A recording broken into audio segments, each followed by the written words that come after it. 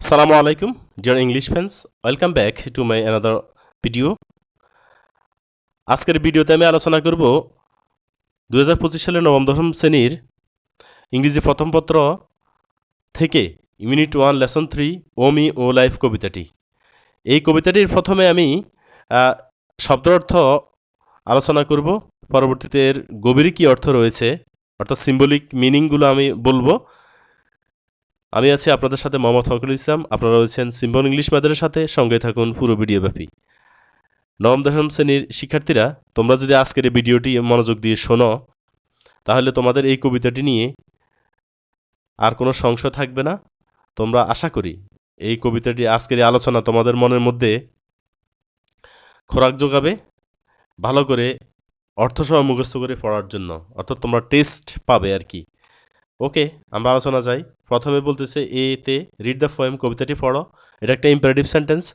শিক্ষক আদেশ করতেছে ছাত্রছাত্রীদেরকে তোমরা কবিতাটি পড়ো। এখন আমরা এই কবিতাটির অর্থ আমরা দুইভাবে শিখবো। প্রথমে পুরোটা অর্থ বলে ফেলবো, পরে এটা কি বোঝাতে চাচ্ছে সেটা বলবো। ওকে, ও মি, হাই আমি, ও লাইফ, হাই জীবন, of the questions of the recurring, এই চিরকাল পুনরাবৃত্ত প্রশ্নগুলোর কথা। এখানে এই রিকারিং অর্থ হলো আবৃত্তি করা বা বারবার বলা।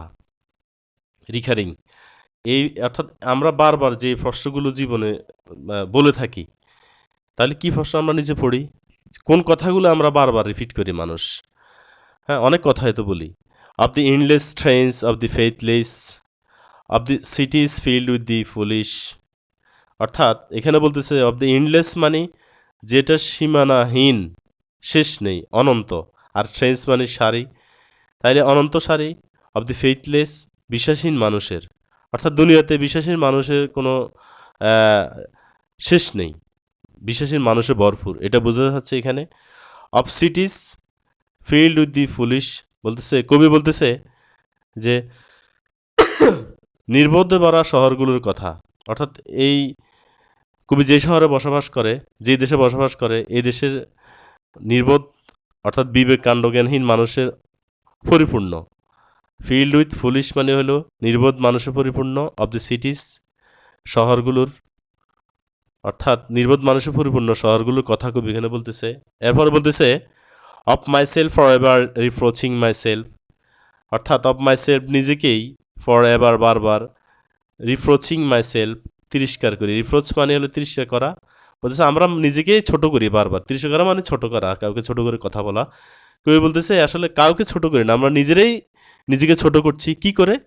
এই ধরনের কথা। ফর কারণ আমরা নিজেরাই নিজেকে ছোট করছি, কারণ হু মোর ফুলিশ দেন আই, অর্থাৎ তুলনা করে। এটা কম্পারেটিভ ডিগ্রি বাক্যটা। বলতেছে আমার চেয়ে আর কে বেশি। বলতেছে হু, হু অর্থ কে, আর মোর অর্থ আর, তাহলে আর কে বেশি ফুলিশ দেন আই, অর্থাৎ আর কে বেশি আমার চেয়ে বোকা। এবার আবার বলতেছে হু মোর ফেথলেস, আর কে বেশি আমার চেয়ে বিশ্বাসঘাতক। ফেথলেস মানে হলো বিশ্বাসঘাতক, মোর মানে হু অর্থ কে, মোর অর্থ আর, তাতে আর কে আমার চেয়ে বেশি বিশ্বাসঘাতক। এখানে দেন আই এই জায়গায় উজ্জ্ব রয়েছে, এখানে দেন আই উজ্জ্ব রয়েছে, অর্থাৎ আমরা এটা বুঝে নিব। অর্থাৎ বলতেছে আমরা নিজেকে ছোট করছি তুলনা করে যে আরেকজনের সাথে, আমার চেয়ে কে বেশি নির্বোধ, আবার আমার চেয়ে কে বেশি বিশ্বাসঘাতক। এই ধরনের কথাবার্তা আমরা বলে মানুষের সাথে আসলে নিজেকেই নিজে ছোট করি। এটা হলো কবির কথা।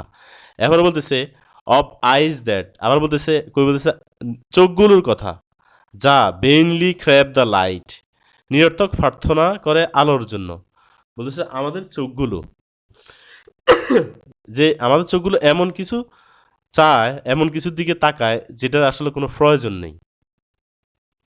হতে পারে আমরা এখন এটা এইভাবে তুলনা করা যায় যে আমরা সারাদিন যা দেখি video, social media, YouTube, Facebook, হ্যাঁ, এমন কিছু দেখে দেখে আমাদের চোখ দিয়ে, এটা আমাদের আসলে সময় নষ্ট, এটা জ্ঞান অর্জন হয় না। তো বলতেছে আমরা এমন কিছু দেখি যেটা আসলে মানুষের কোনো উপকারে আসে না, কবি বলতেছে। হ্যাঁ, চোখগুলোর কথা। অব দি অবজেক্টস মিন, আবার বলতেছে তুচ্ছ বস্তুগুলোর জন্য আমরা আকাঙ্ক্ষা করি। হ্যাঁ, মিন অর্থ হলো অর্থ করা, এখানে মিন অর্থ হলে আবার আরেকটা অর্থ হচ্ছে তুচ্ছ। অবজেক্ট মানে হলো বস্তু, তাহলে আমরা মানুষেরা এমন কিছু আকাঙ্ক্ষা করি যেটা কোনো ভ্যালুই নেই, মূল্যই নেই। এরপরে বলতেছে of the struggle ever renewed, চিরকাল নতুন সংগ্রামের জন্য। এখন চিরকাল নতুন সংগ্রামের জন্য আমরা আকাঙ্ক্ষা করি, আমরা নতুন সংগ্রামের সাথে আমরা থাকতে হয়। এর কারণ হচ্ছে আমরা বর্তমান ওইভাবে আমরা চলি না, বর্তমানে ওইভাবে পরিশ্রম করি না, প্ল্যান পরিকল্পনা মাফিক আমরা চলি না। এই জন্য ভবিষ্যতে আমরা কষ্ট করে সংগ্রাম করে করে আমাদেরকে বেঁচে থাকতে হয়। এটা কবি বলতেছে, এটাই কবির মনে একটা প্রশ্ন। এরপরে of the poor results of all বলতেছে আমরা সারাদিন মানুষের অফল মানে হলো সব কিছুর, এটা সবার আগে বলতে হবে অনুবাদ মিলানোর জন্য। পুয়ার মানে হলো গরিব, কিন্তু এখানে পুয়ার অর্থ দুঃখজনক, খারাপ খারাপ ফলাফলের কথা বা দুঃখজনক ফলাফলের কথা। আমরা মানুষেরা সারাদিন আরেকজনের দুঃখ খারাপ কিছু নিয়ে পড়ে থাকি, এটা কবির মতে আর কি। Of the plodding and the sordid crowds বলতেছে, কবি বলতেছে কৃপন, ফ্লডিং মানে কৃপন, আর সোর্ডিড অর্থ নোংরা, ক্রাউডস মানে মানুষের ভিড়। বলতেছে আই সি অ্যারাউন্ড মি, আমার চারপাশে দেখা, বলতেছে আমি দেখি আমার চারপাশে কৃপণ এবং নোংরা মানুষের ভিড় রয়েছে, অভাব নেই। আবার বলতেছে মানুষ সবসময় আরেকজনের দুঃখ বেদনা নিয়ে হাসি ঠাট্টা করে চলে, এটা করে মানুষ কি করতেছে, নিজেকে ছোট করতেছে।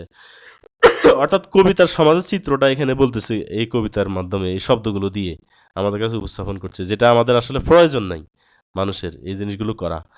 Of the MT and useless years of the rest, অর্থাৎ বলতেছে বাকি মানুষগুলোর, অফ দি রেস্ট মানে হলো অবশিষ্ট মানুষগুলোর, এমটি মানে শূন্য, আর ইউজলেস ইয়ার্স মানে নিরর্থক বছরগুলোর কথা।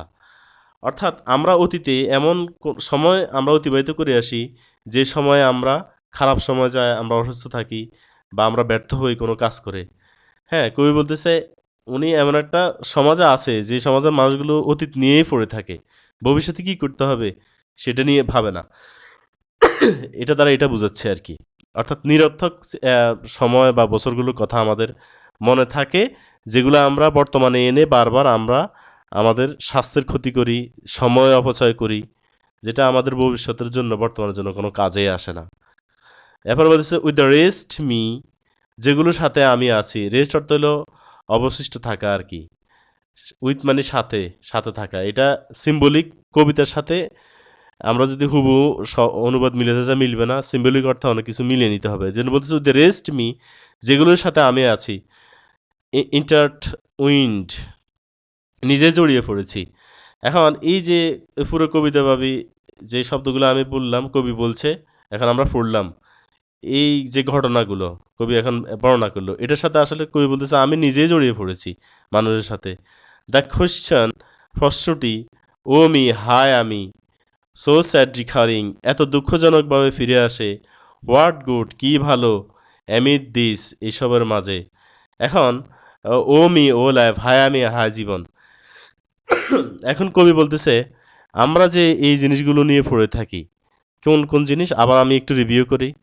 যে আরেকজনকে বিশ্বাসীন মানুষের কথা, নির্বোধ নির্বোধে ভরা শহরগুলো, নির্বোধ মানুষে ভরা শহরগুলো, এরপরে আমরা মানুষের সাথে নিজেকে তুলনা করে ছোট করি। হ্যাঁ, কে বোকা আবার কে বিশ্বাসঘাতক, এগুলা নিয়ে আমরা গবেষণা করি, সারাদিন বলতে থাকি।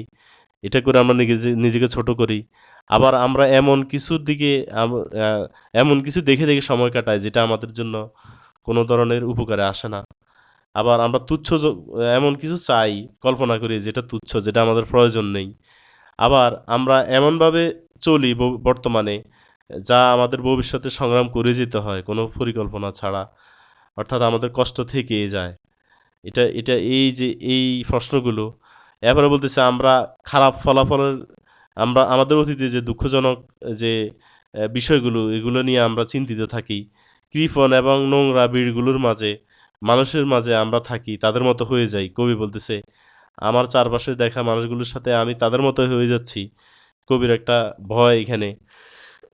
এরপরে বলতেছে যে আমরা আমাদের অতীতে যে খারাপ সময়গুলো কেটে আসি, সেগুলো নিয়ে আমরা পড়ে থাকি।